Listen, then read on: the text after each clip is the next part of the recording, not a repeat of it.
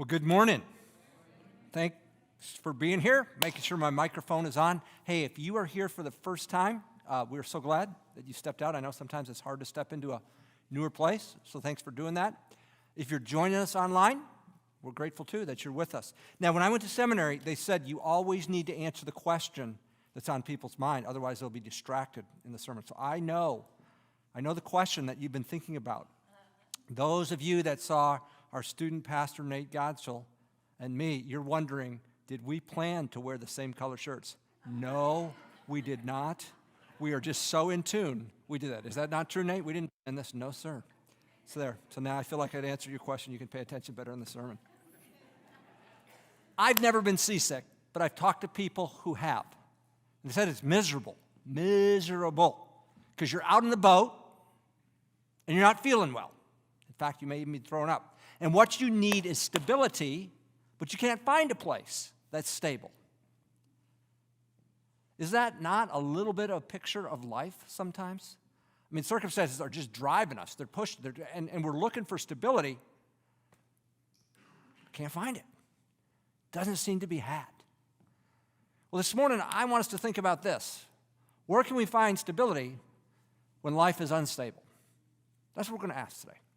So if you got a Bible, if you'd open it to 2 Samuel chapter 22, we're going to go all the way through this chapter and wrestle with that question. Where can we find stability when life is unstable?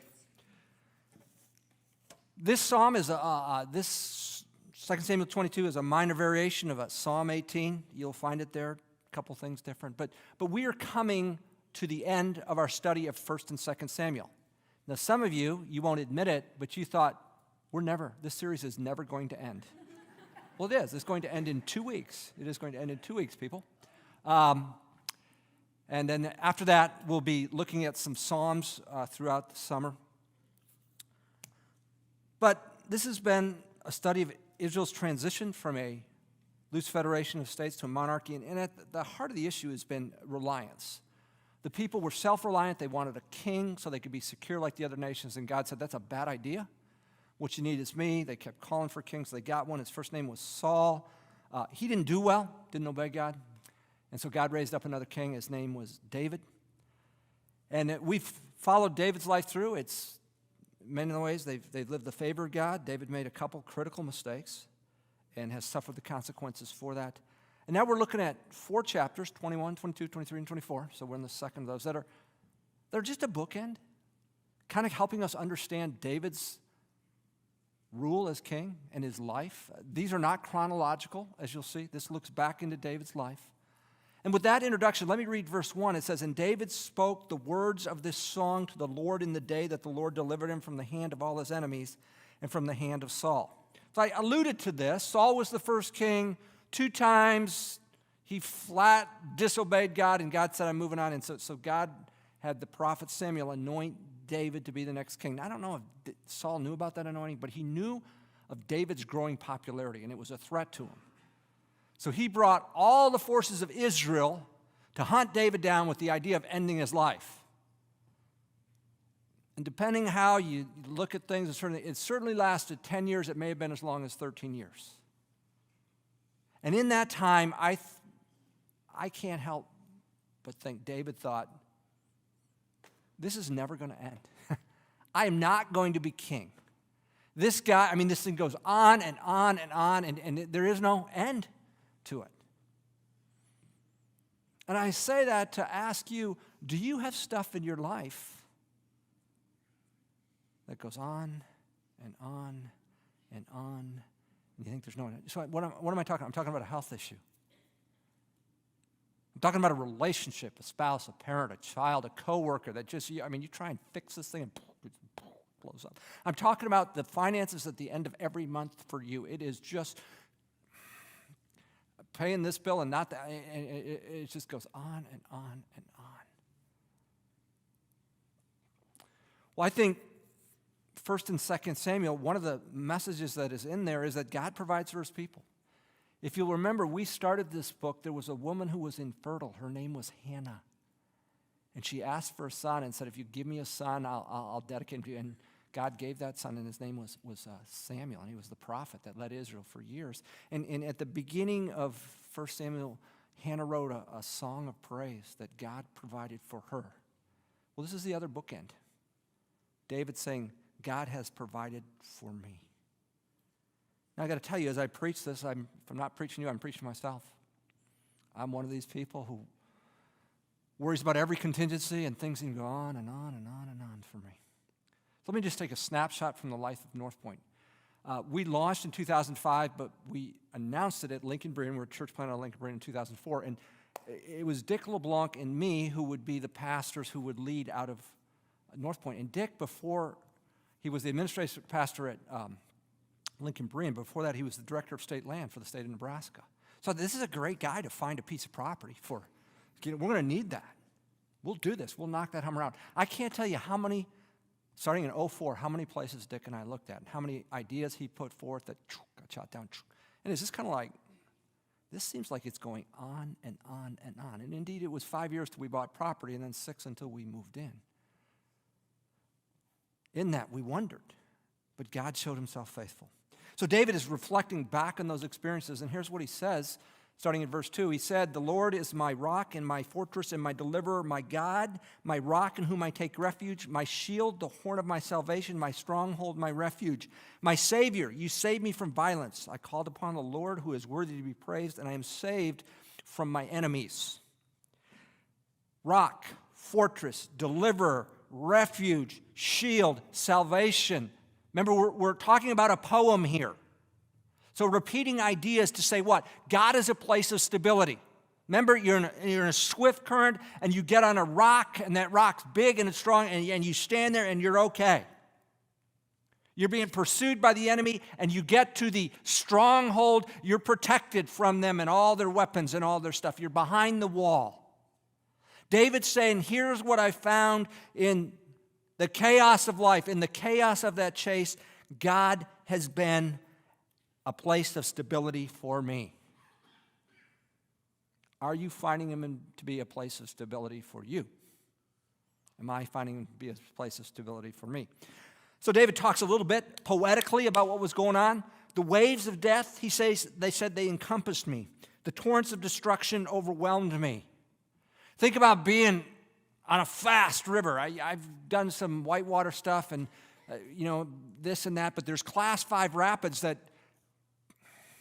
David said, that's what I was being run by this, I was being pushed by this wave, and I wasn't strong enough. That's what was going on in my life. It was taking me to my demise. Verse 6, the cords of Sheol surrounded me. The snares of death confronted me. Cords and snares signify you can't escape. Cords wrapped around you. Of course, when I think about this, I know you do. You hear that term, you think about James Bond, don't you? I do. In this particular James Bond movie, the bad guy, he was in the water, and there was this sea creature that had him wrapped up several times, and you think, Bond is done, but he's not. He's got this little pen, and he sticks it in there, and it's poison, and the sea creature dies, and he lives, and all the bad guys are gone. But I think about those cords wrapped around again and again. And that's what David's saying here. That's what my circumstances are. It's a tight spot. So what does David do in this tight spot? Verse 7, in my distress, I called upon the Lord. Yes, I cried to my God, and from his temple he heard my voice, and my cry for help came into his ears.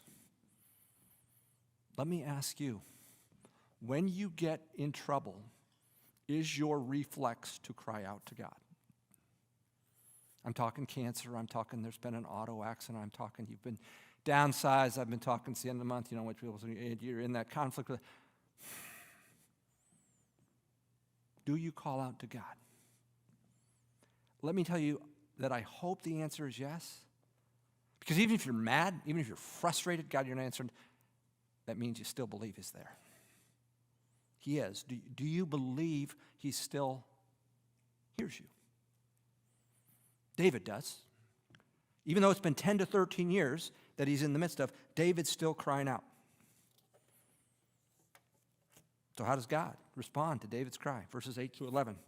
Then the earth shook and quaked. The foundations of heaven were trembling and were shaken because he was angry. He's going to give some pictures here. Smoke, sign of anger, went up out of his nostrils. Don't we say that when somebody's mad, you can see smoke coming out their ears? Isn't that? Don't we get that? Well, that's what we got here. Fire from his mouth devoured.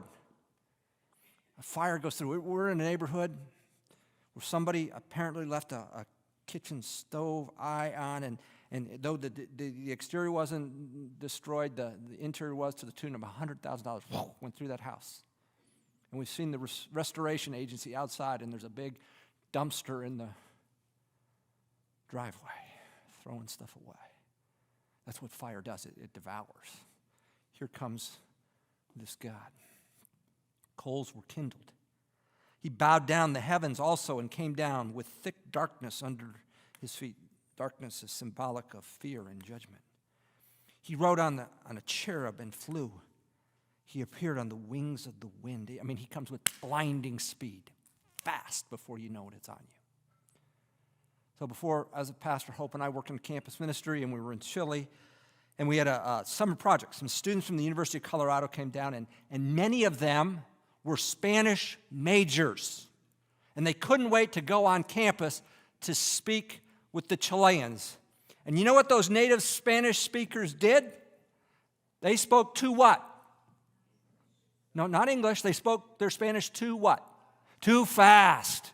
We didn't get it like this in the classroom at the University of Colorado when we got a bunch of gringos kind of, ¿cómo está usted? No. This is flying.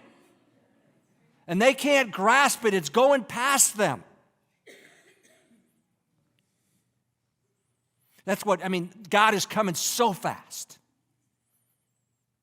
You almost can't grasp it. So God shows up in a profound way. Verses 12 through 16 talk about God's arrival in the situation. Now, is God's arrival a good thing or a bad thing? Well, that's a question, is it? Depends on where you are in relationship to God. Now let's think about a crime scene. We've got a couple of friends here who are police officers. You're at a crime scene, and a police officer shows up. Is that a good thing or a bad thing? Well, if you're the perpetrator of the crime, that's what? That's a bad thing. But if you're the victim of a crime, that's a good thing. Good. Police want him to show up. So this is what we got. Verses 12 through 16. God shows up. He made darkness canopies around him, a mass of waters, thick clouds of the sky. From the brightness before him, coals of fire were kindled. The Lord thundered from heaven, and the Most High uttered his voice. He sent out arrows and scattered them, lightning and routed them. Then the channels of the sea appeared. The foundations of the world were laid bare by the rebuke of the Lord and the blast of the breath of his nostrils. The air coming out laid the foundation bare. You want that God showing up? If he's working on behalf of you, you bet you do. If you're in opposition to God, that's not a great thing. But David was in God's favor, so he was glad to have him show up. So I was in the 6th grade. We had 8 classrooms, 8 homerooms. And we had a field hockey tournament, floor hockey in the gym, So, this was when living in the Detroit area, about a third of the kids, the guys I went to school with, played hockey on skates for real. So if they could do it on skates, they could sure do it on the floor. You wanted those guys on your team. And the way it worked, you had 6 people. You had a goalie. You had 2 defensemen. They could not cross center court. We played in a basketball course. You had 2 forwards. They could not go back across the center line. And you had your center, and your center was your best player. So we're in the semifinals, you see. And our best player is our center. He got a detention. And we're starting at 4 o'clock. And the school day ends at 3:30. Yeah, oh no, you bet, oh no. That's what we're thinking, oh no. How's the other team feeling about him not being there? They're good. Us, not so much. About 3:59 and 30 seconds, he shows up. Woo! 6 of us were really happy to see the old boy. The other 6, not so much. Well, we win that game. And you know what we do the next week? We assign somebody. You stay with him, and you sit him. You tell him, shut up. Shut up. Do not get a detention. We're not going through this again. We needed that guy. We need God. That's just a picture. And when you're right with God and he shows up, it's a great thing. If you're in opposition to God, not so much. Again, God delivers, verse 17. He sent from on high, he took me. He drew me out of many waters. Again, he's painting a word picture. I'm trapped at sea. There's nothing but water around. I don't know if you've watched movies, maybe Castaway, Tom Hanks being out there. When I was a kid, PT 109, Jack Kennedy, they got cut in half and they were adrift. Man, you have no hope unless somebody shows up. That's what David said. I got no hope unless somebody shows up, but God does. He says, he delivered me from my strong enemy, from those who hated me, for they were what? Too strong for me. They confronted me in the day of my calamity, but the Lord was my support. Here's what he says. He also brought me forth into a broad place. He rescued me because he delighted in me. You ever been on a mountain drive where there's narrow roads and no guardrails? That's stressful, isn't it? Especially if you're driving. Don't go off, because, you're in a narrow place there, aren't you? Then you get a rest area, and you can pull off, and there's a lot of room. Broad, lot of room. That's what David's saying, man, I was in a narrow place. I had no margin. God, he brought me to a broad place. That's the God that David is celebrating. Verse 21 to 26, again, reminds us that God is a rewarder of those who seek him. The Lord has rewarded me according to my righteousness, according to the cleanness of my hands. For I have kept the ways of the Lord and have not acted wickedly against my God. For all his ordinances were before me. As for his statutes, I did not depart from them. I was also blameless toward him, and I kept myself from my iniquity. Therefore the Lord has recompensed me according to my righteousness, according to my cleanness before his eyes. With the kind, you show yourself kind. With the blameless, you show yourself blameless. Oh, Andy, wait a minute. We just finished talking about David and Bathsheba. Remember adultery, and then you covered up with murder. What about that? My guess is this was written before that. And David certainly failed miserably in that area, but he had an inclination of, I'm going to follow God. In those 10 to 13 years Saul was chasing him, at least 2 times he had Saul dead to rights. But in an act of faith, he said, I'm not going to end his life because I am not going to raise a hand against God's anointed. And he trusted God. And David says God has rewarded that trust by showing up. So now, we're starting in verse 26 through 31. God does reward those people who seek him. Let me read verse 26 again. With the kind, you show yourself kind. With the blameless, you show yourself blameless. With the pure, you show yourself pure. With the perverted, you show yourself astute. You saved an afflicted people, but your eyes are on the haughty whom you abase. God opposes the proud, those who are arrogant, those who say, I don't need God. For you are my lamp, O Lord. You give me show me a path. And the Lord illumines my darkness. Think about somebody on a stage where it's all blacked out, but there's a spotlight. That spotlight gives that person direction. For by you I can run upon a troop. For my God, I can leap over a wall. As for God, his way is blameless. The word of the Lord is tested. He is a shield to all who take refuge in him.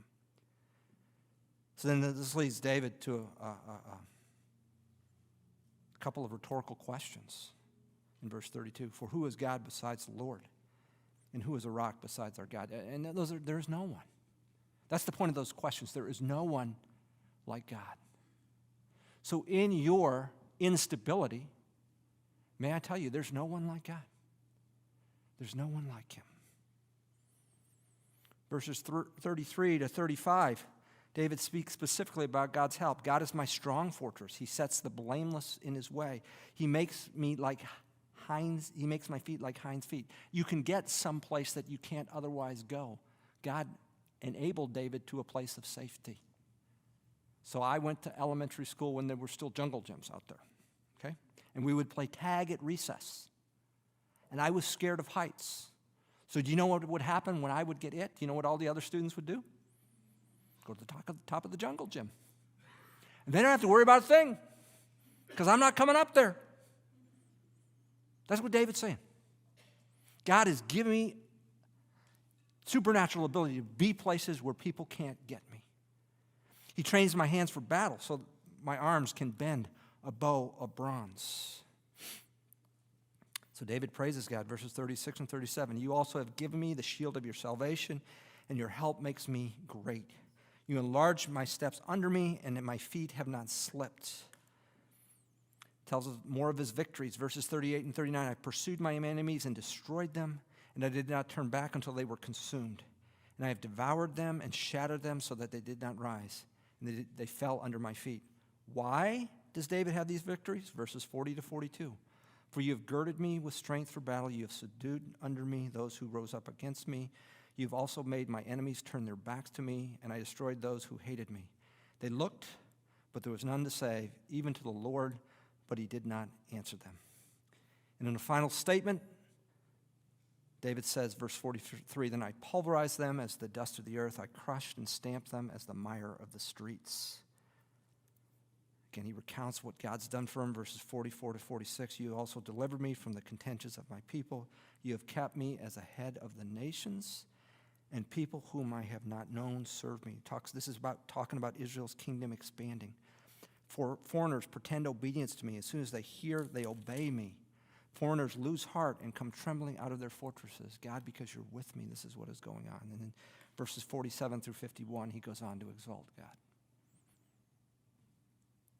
Do you remember where we started? 10 to 13 years of being on the run.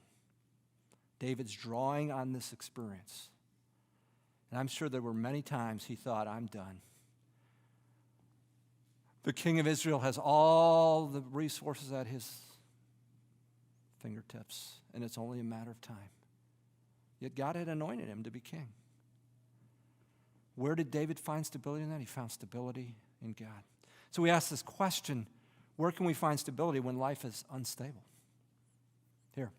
Stability is found in trusting the certainty of God's provision for his people. Stability is founding. God has a history. God has a history. This is what we're saying. God has a history in doing what? Of providing for his people. Stability is found in trusting in the certainty of God's provision for his people. This is what this is screaming. God provides. The question is, do you and I believe that? Will we stake our life on that?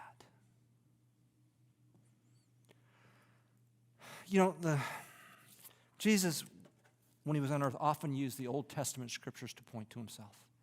And I think this act of deliverance of God delivering David points to the ultimate act of deliverance of God delivering Jesus. Yes, he was put in the ground, but God rose him from the dead on the third day,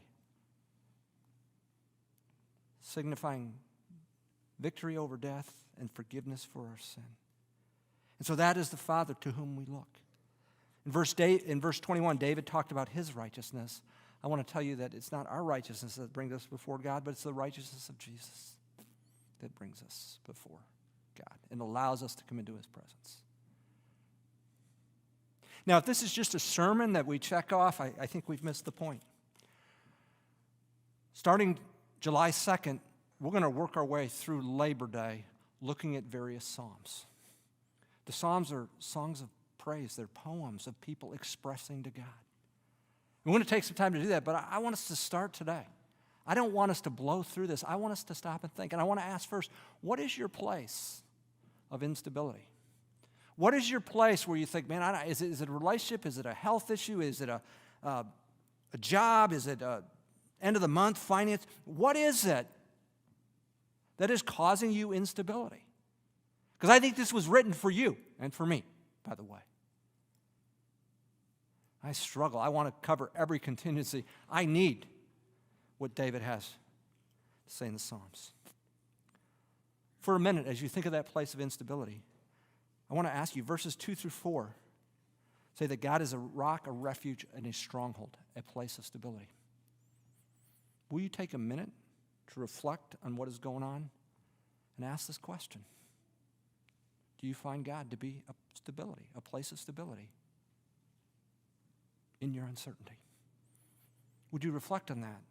And you know what? Maybe you have got circumstances where you don't think, man, God, I don't feel very stable at all. Could you, in the quietness of your heart, could you speak that to God right now? I'd like us to use these Psalms as a prayer. Would you take a minute and reflect on that?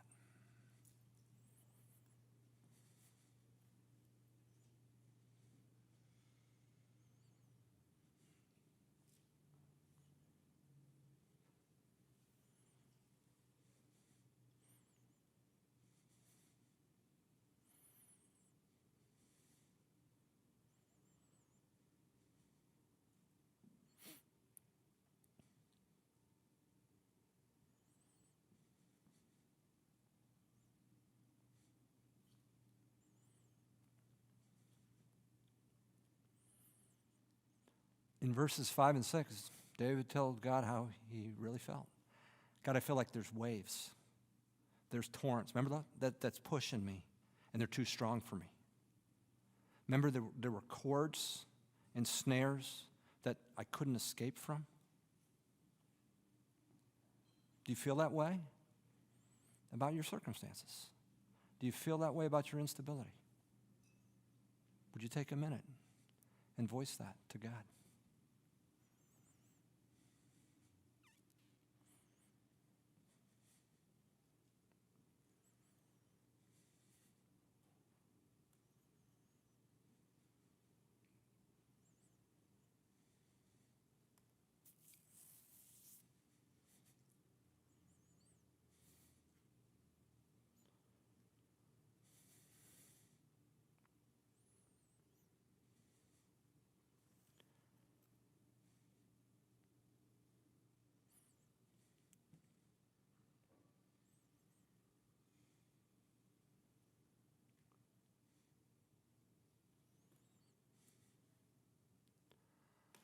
In verses 8 through 11, God shows up in a powerful way. Remember the metaphors? Smoke and fire and darkness. Remember the rapid speed he shows up? Would you take a minute in your circumstance and ask God to show up? And you know what? Maybe for you, you've been asking God to show up for like a long time. Andy, a long time. How long? A long time. And he hasn't shown up. And perhaps you're a little frustrated with God. It's okay. He knows. He can handle that. Would you express wherever you are in the process of God showing up in the midst of your uncertainty, of your instability, of your crisis?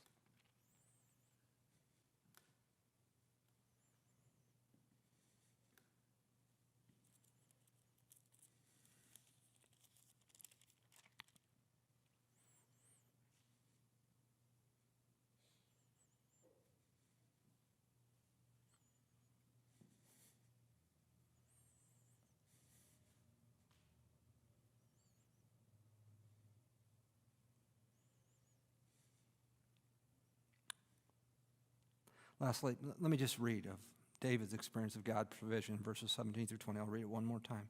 He sent for me on high. He took me. What? He drew me out of many waters. He delivered me from my strong enemy, for those who hated me, for they were too strong for me. They confronted me in the day of my calamity, but the Lord was my support. He also brought me forth into not a narrow place, a broad place. He rescued me because he delighted in me. That's our God. And I am with you in my ability or inability to trust him. But I think part of the reason 1st and 2nd Samuel were written is the reminder God provides for his people. We got the bookends, Hannah on one end and David for another. I pray as you're in this psalm and others that you would come to trust and wait upon that God, that you'd be willing to express frustration that you might have with him. Before I was in the pastorate, Hope and I worked for a campus ministry, and we were in Latin America. And we showed up to Chile, honestly, kind of brokenhearted. We'd been to language school, hadn't been through a miscarriage. And the doctors told us, you guys are going to be able to conceive a child, but take one to term, you might want to get busy. And we were a little bit older when it came to having children. And so fairly quickly, we were in Chile. We found out we were pregnant, had an ultrasound to confirm that, and started to ask the question, who's going to be our doctor? And so there was another missionary couple there. They had a baby, and so Hope asked her, who'd you have? Well, Dr. Fonhul. Well, okay. Did you like? Yeah, I thought real highly of. Delivery went well. Well, how'd you pick her? Well, somebody else recommended her to us. So it's the night before Chris is going to be born, and I'm knowing that tomorrow my wife's going to the hospital, and more than not, we're going to have a C-section, which in fact happened to deliver our first son. And I thought, do I trust this doctor with my wife and our first child? And I thought, what I've gone on is recommendations from others who've had a good experience. What's my point? David's making a recommendation to you. And you know what he's saying to you and to me? This God is trustworthy. And in fact, he's been trustworthy for the last 3,000 years.